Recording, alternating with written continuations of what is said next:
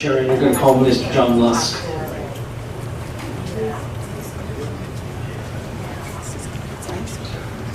Good evening. Mr. Lusk, I was just going to direct you a little bit to first talk about your educational experience. First, I think you got to raise your right hand. You swear to tell the truth, the whole truth, nothing but the truth. I do. Get about to proceed. I'm a registered architect in the state of Rhode Island, New York, and Pennsylvania. My background is math science degree with my first degree, and then an architectural degree from... A little closer? All right. Lower. You can lower it. Okay. Yeah. That should do it. Yes, I am a registered architect in the state of New York, Rhode Island, and Pennsylvania. I have had my own firm for nearly 30 years. I've done all kinds of projects from universities to city master planning to historic preservation, which incidentally has become a big part of our work in pretty much all the theaters in which I have worked. My education was, my first degree was math science, second architectural, 5-year professional degree from Kent State University. While there, I studied with Super Studio in Florence, Italy for a semester and felt I learned more about architecture there than the whole 5 years at the university. And, you know, I also have, like I said, been practicing on my own for nearly 30 years. I graduated from school in '81, so I've been in the field quite a long time. We do historic preservation tax credits. We've done master plans, urban studies. I've had the opportunity to work with some of the best in the country. And I'm here. Let me interrupt you there just for formality. Mr. Lusk, have you appeared before any boards or courts before as an expert? No, I have not as an expert. Now, Mr. Lusk, have you reviewed the present proposal that's before the board? Yes, I have. I asked that Mr. Lusk be admitted as an expert in the area of architecture. Good guys. I'll make a motion that Mr. Lund is an expert. I'll second. All in favor? Aye. Opposed? Please, yes. Well, it's very interesting. I'm not usually on this side of the argument. And I've been in front of the board a number of times, and I've always found your questions to be good, and I've always found you very dedicated to trying to come up with the best decisions. I want to state I'm not opposed to a project on what I feel is the most important site still left in Bristol, being in the historic waterfront district. And I am here because I want to be sure we take best advantage of this site. I'm not here to criticize the architects. The architects that have been on this project have been excellent, and they can only do what all of us do. We're only as good as our client and the program allows us to be. And so in looking at the program, I was looking at how we might do something, one, that looked more Bristol than Newport, because I feel that's very important. We're kind of a one-of-a-kind community in Rhode Island at this point in time with the architecture and the built environment we have. And I think it's important to preserve that. That doesn't mean that we're against progress. We're doing something that has, you know, true benefit to the whole area. And when I looked at the last plan, one of the things that did concern me, which has come up, and I'm not going to get into all the planning aspects, but I know from my years of doing urban studies and everything else, a blank spot, a dead spot on a pedestrian street is not a healthy feature. It can kill other commerce. And also, Bristol doesn't quite have the critical mass that's necessary with commercial and retail, which helps to foster the strength of all the other commercial entities that are there. For that reason, I really especially want to stress that we can work with the floodplain issues, we can develop, and I understand it's an AE, not a BE at this point in time. And I have come up with a sketch. I want to make it clear, I'm not designing. This was just an idea of something to show what I feel is more appropriate for Bristol and needs less relief. Mr. Lusk, before you get into that, I'm wondering if you can speak to exhibits 2A and some of the depictions that are there. Yes, I think that you can see right from the very first one that the height of the building, even on State Street, stands out with the proposed design which is currently being presented. It's taller and higher. Now, I realize if you go across the street, Judge Whitebeam's tower is a little bit taller, but on the other hand, the other buildings around it and in context to it are not.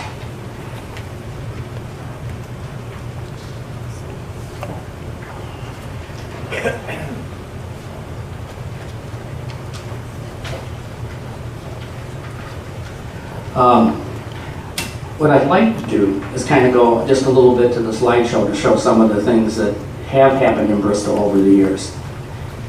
And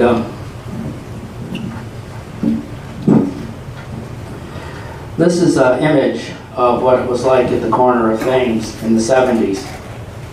And you can see we have a much improved street now. And that has been because some of the people who are even in this room have taken and invested the money and the resources into trying to make Bristol's street, Main Street State, truly an exceptional street. This is that same corner today. And you can see when they did Judge Whitebeam's, they put back the original storefront. All the buildings, including 17, which we're just wrapping up now. We went back to the historical photos. We put something that was in context and in character with the buildings that were there. And we now have a very lively and viable street there. This is just another photo showing a little bit more of the storefronts and things that are on there that again help contribute to the strength of our commercial retail district. What we'd like Bristol to be is a destination for shopping and retail, not just for our restaurants and bars. This is an early photo of the gladding houses over on Thames Street, which, again, they were definitely derelict. They were very much in danger of being lost. The State Historic Preservation Office stepped in and said, no, they're some of the few remaining truly historic structures that we have in our waterfront. We need to preserve those. As you can see today, that side of the street is very inviting. I would like both sides to be equally as inviting. These are the elevations that were done, Thames Street and State Street, showing the context with the different buildings and everything. And, again, design is a bit subjective, but to me, that really doesn't say Bristol. That looks to me much more like Newport, and I really doubt Newport would allow that flat section with so much dead space. Now, they might have in the 70s when they were making a lot of mistakes, but I don't think they would today. This was just a real quick, simple example of what it could be. It still maintains some of the footprint and stuff. It has the parking garage, still maintained behind it. But I think the character of that is much closer to what we would have had in this district had we not lost all the buildings over time. And I did go back through Lombard's slides trying to find older pictures of this district. Unfortunately, it seems like every other part of the street is covered with this.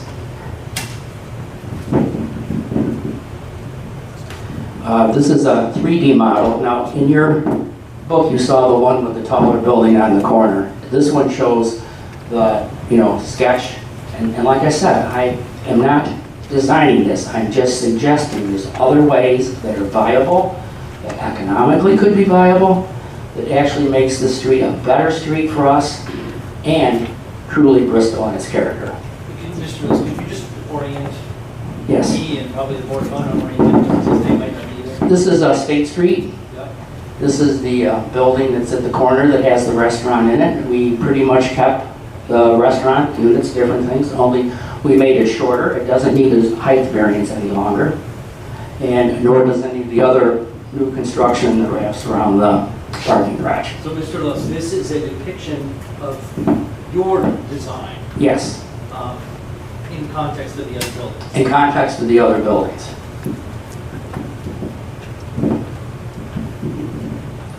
This is a street level view of it. Would have been much bigger if we put trees and if we had people and cars and everything there.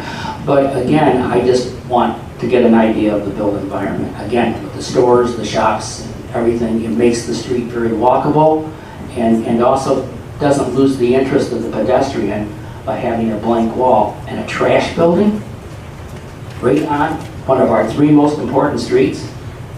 Mr. Lewis, just explain, what do you mean by a trash area? Well, the design that is currently proposed has the parking garage, and at the end, there's a building that is for trash. In this scheme, and there are plans that you have submitted, we moved the trash back into the area by the garage and off the street. It still has access either to the area between the two buildings, between Guillory's and the end building, or through the garage itself if things need to go out to the street for collection. I certainly do believe in function. This is just a view of the building looking down State Street. Yeah, this To is the waterfront? your design, not the... Yes, the corner building, if you notice, it's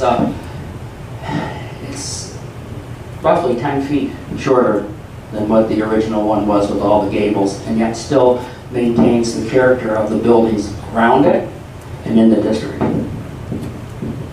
This is an aerial view, and the importance of this, I just wanted to show, this is our building per se, around the edges. But that is the parking garage that was actually raised to create another level of residential units above the parking garage. And, you know, I don't think those views are going to be especially appealing. And that raised that whole area up high. I just want everyone to see in context how massive that becomes under the current design, with the amenities deck on top. So is this the proposal or your design? No, that was the proposal on the garage.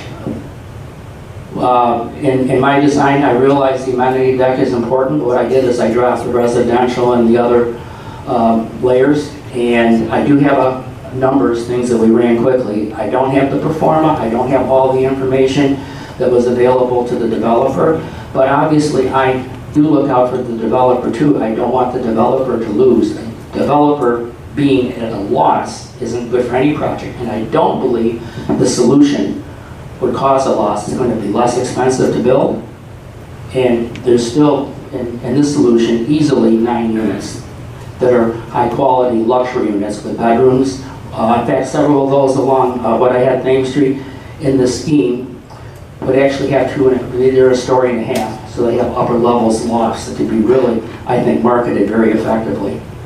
And the market is important, there's no question.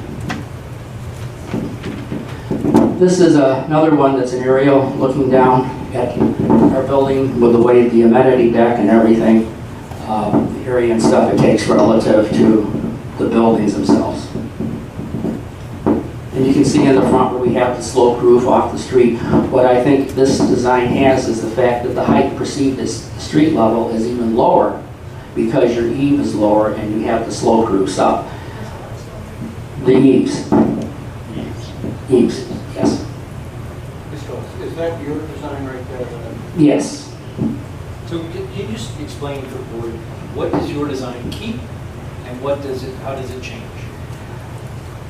Again. Objection. I'm sorry, but I didn't hear, you mentioned a number of units in this design. I didn't hear that. We're going to get to the interior in just a moment. Right now we're talking about the exterior. You could design, anyone could design anything to fit on the property. We're talking apples, oranges here. No, we're not talking apples and oranges. Oh, excuse me. Mr. Kelly. Yes. That's an argument, not an objection. Your objection seems to be relevance, that it's not relevant.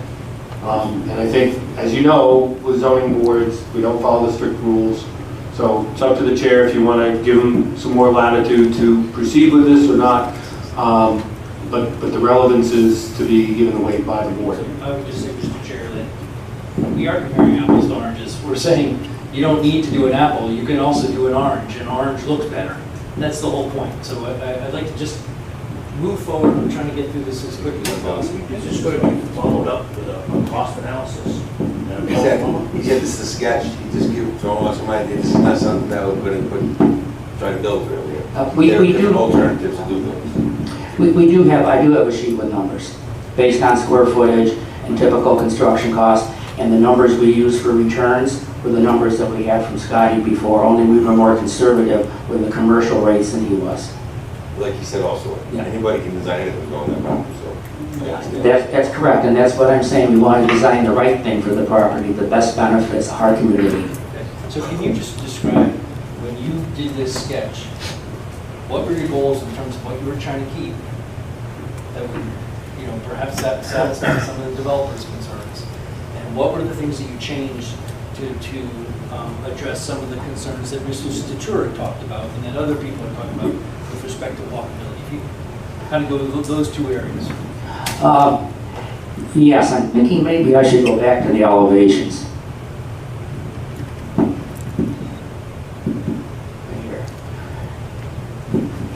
Somehow my slide didn't turn out as good as the actual drawings that we did. But again, I tried taking architectural forms that were very much in keeping with Bristol and the district, with heights, the eave, and everything else that fit into the context of Eaves again. Ice and heat? Height. no, height. Height, thank you. The height and eaves, and the context of the waterfront district, trying to keep it authentic. We're not really recreating history, but we want something that is authentic in context, that when people come to the Bristol waterfront, they know they're in Bristol, and they feel the sense of history that's part of that. How is this similar to Mr. Boyer's proposal? It's actually pretty much an overlay of his plan. I did move the garage back further off the street, and I did set back some of the elevations a little bit off of the street, so that there's more of a three-dimensional character and quality along the facade, and along through here, so that it's lively when you're walking along here. I did keep his access through. I didn't really change the plans on the restaurant, and even the upper floors lay out very similar to his, even though I've changed a little bit so that there's the smallest unit on this isn't quite as small as the 700 and some square foot ones that he had before. And Mr. Lusk, on the first floor, what do you show? Commercial, retail, commercial, shops, and of course a restaurant here in the corner, which I think that's a very good use. I mean, there was a lot of thought that I could see that went into the original proposal. I think it just didn't take and make the best use of what it could be in context to our community. Does this still have the amenity deck? Yes, it does. And does it have the parking? The parking has been reduced, but the number of units have been reduced. And yes, it does. That's why I have, it's not my favorite piece, but I have the garage that you can drive in. And we have 20 parking spots on the first floor, which is less than what was originally shown, but it more than meets the requirements by zoning.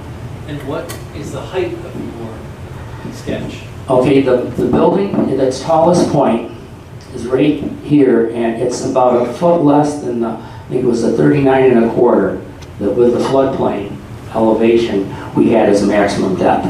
This one, at this end, this part of the building is actually a foot lower, 1.5 foot lower. And Mr. Lusk, what have you done to address the flood concerns? Well, I know his 2007 plan had commercial on the first floor, but now his new plan does not. How do you address that? well, for one thing, if you noticed, I kind of kept the lower part of the storefronts at the same level as they had on the restaurant. I actually, for the last couple of years, have been working as a forensic architect during storm damage in Florida. The Keys in 2017, I was in Panama City this last year, and if they call me, in fact, I'm actually going down next week on a project. And you can see a lot of the way they dealt with floodplain issues. The fact is that we have hurricane-resistant windows sealed in place.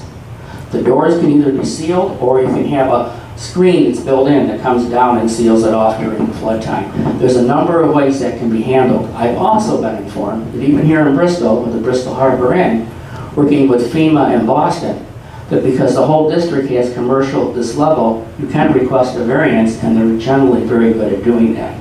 But the use, commercial use, is one that's permitted in a flood zone. Now, can you talk a little bit about how it's changed in terms of units? And then let's talk a little bit about feasibility from an architect's standpoint. All right. Again, in the number of units, the biggest thing that I did was in the current design, as opposed to the original design, one, I kept the parking structure rather than demolishing it. There's a savings in cost right there. And the fact that you're not rebuilding it, I do understand there may be some structural issues that need reinforcing that would still be a lot less expensive than rebuilding the structure. But what I didn't do is, the way they have it, they have parking here, and then they have a whole other layer of living units that are on the back. That's why I was saying, you know, these units all have street views. Ones in the back didn't, and they actually then raised up another whole level, the amenity deck. And I didn't see that as being necessary. So, Mr. Lusk, can you address, back here for a moment, Yes. what's behind 2C?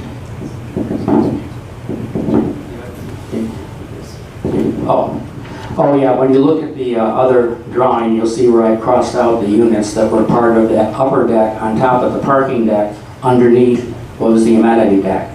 And as a result of that, with the pool, and I understand the need for the amenity deck for, you know, the project as a whole, but the pool would have been a couple parking spots on the upper level. Still, there's adequate parking based on zoning.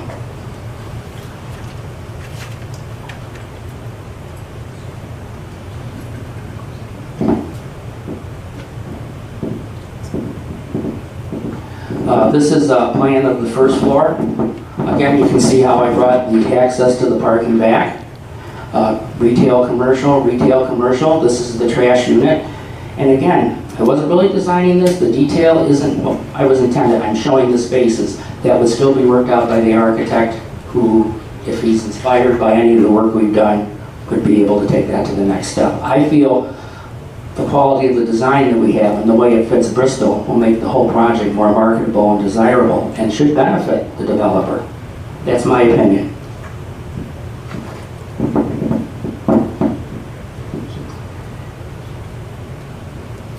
This is some of the numbers that we put together roughly, and it doesn't quite put it on the screen here.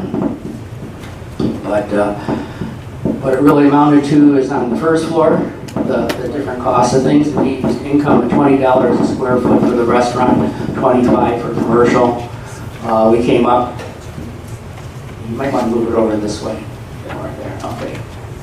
These were the income numbers. So the first floor, the cost, we put it using 250 a square foot. Yes. Is this in the book? No, it's not in the book, we'll add it, it's I think we should be able to provide Mr. Kelly with a copy to look at before you put it on the screen here. Okay, I will take it off, and certainly I could agree with that. Do you have a copy? I have a hard copy.